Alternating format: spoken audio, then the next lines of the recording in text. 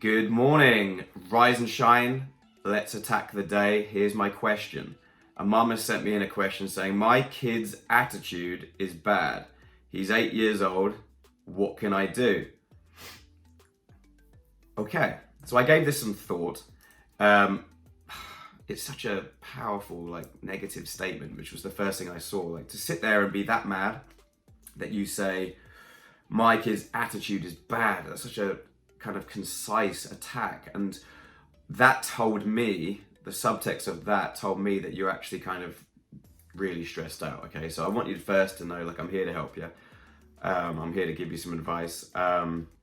He's 8, you've got plenty of time to fix this, so do not panic. And I'm sure there's been millions of factors that you couldn't have controlled or could have controlled in the past. I want you to know that the past is irrelevant now. We can only focus on the present and the future ahead of us, okay?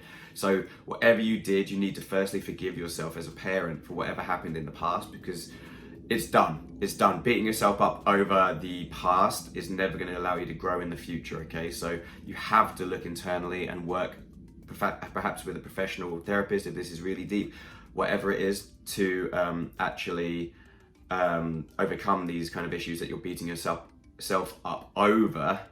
But good news, he's 8. You've got plenty of time to fix this, okay? So I strongly believe, firstly, that changing a person's actions leads to changes in thoughts and attitudes, okay? I think that's very important. So if he's hanging around bad people, as you call it, negative people that perhaps aren't on the same pathway that you want your son to be on, then that's something to first look at, okay? Like I said, I would say that again. I strongly believe that changing a person's actions leads to changes in their thoughts and general attitudes, okay? So for example, if you use good study skill behaviors, that will lead to homework completion, right? And to good grades, as well as kind of increased knowledge in the subject. So when a child is well prepared for that class, it's now more enjoyable to them, and in turn becomes more interesting experience for them, okay? So that will then result in a greater class participation and even higher grades as a result, and a heightened academic self,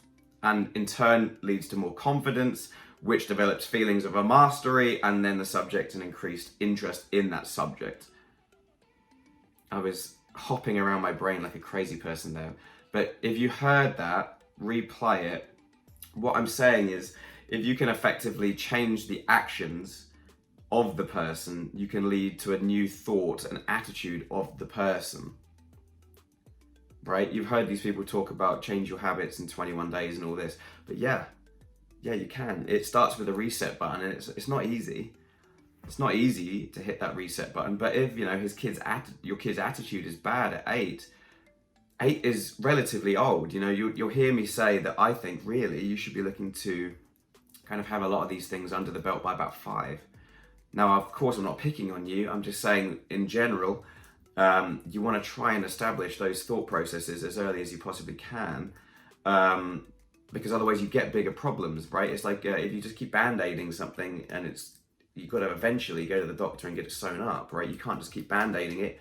You've got to fix the habits and change the internal kind of processes to lead to a better outcome, right? So firstly, I would look at who is he hanging out with?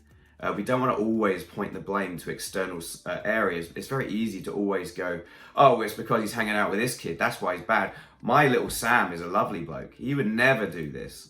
Right, that firstly, you're not taking accountability for the behavior. You've got to take accountability as a parent and get the person to say, hey, that's not right.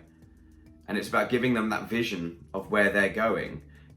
People know, and 8-year-olds are smart. I'm telling you that I don't get this when people kind of don't treat children in a way where they aren't cognitive to these things. They're very smart. Kids are about 4 years old, 5 years old.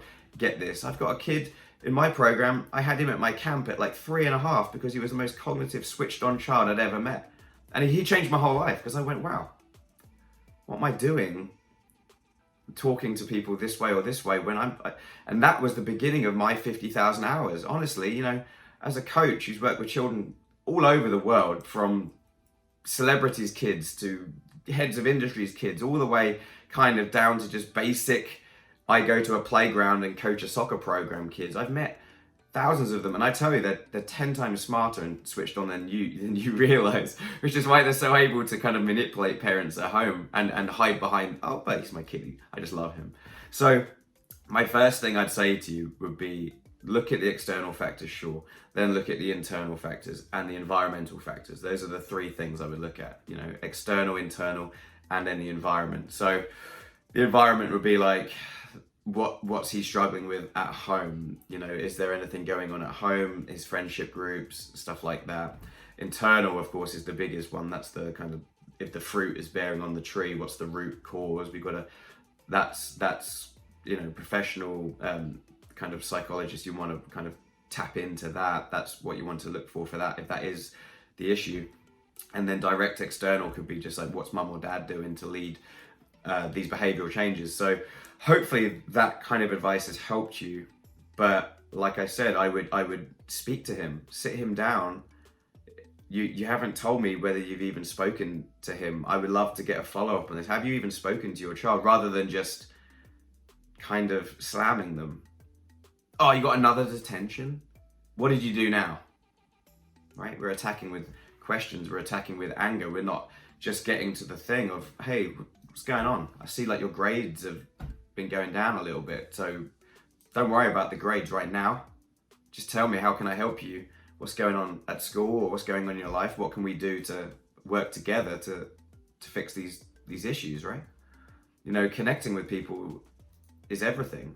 And I feel like it's got lost more and more and more. So it's more important as a parent now to focus on this. We live in an age when, oh, hi bud, I'll see you in 10 minutes, rather than we don't talk, we text, and we don't communicate, we don't interact. So very important. Take some time out and let your son know that you're there for him. You're there for him, but are you showing him that you're there for him on a daily basis? This is what I want you to work on. And I'll work on it with you too. That connection, I promise you, will drive results that you want. But like I said, focus on the external factors. If he is hanging around with an absolute muppet, then yeah, you've got to ask him. But you don't jump in and say, you can't hang out with that kid anymore. Now you've created a divide and you've put that kid actually above you because you've attacked him.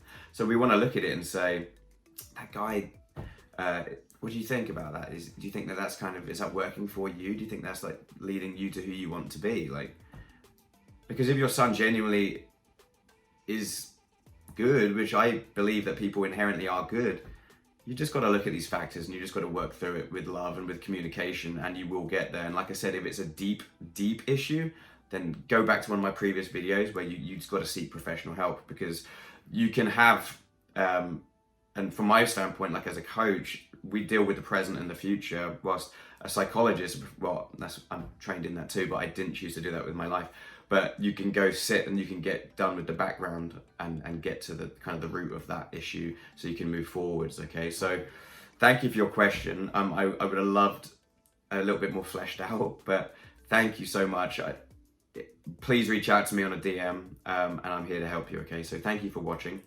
If this resonates with anybody else out there, please like, subscribe, share, comment, whatever it is. I'd love to get in touch with people to know that you're listening, because every single person goes through this on a daily basis. There is no kind of parenting for dummies book. It just doesn't exist. It's communication, it's effort, and it's leading each day with intent.